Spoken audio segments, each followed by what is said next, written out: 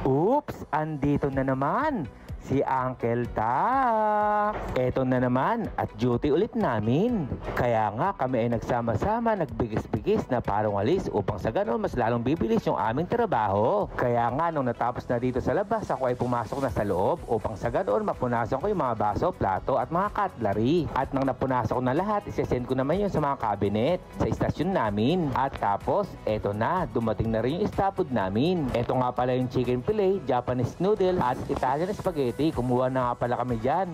At sakto may ulam din kaming dala. Ang ulam pala namin ay ampalaya corn carne at sinampalukang manok. Kaya tara muna mga uncle, samahan nyo muna kaming kumain. Napakasarap talagang kumain pag sabay-sabay. Sa unang subo, mapapawaw ka talaga sa sarap, kalasa.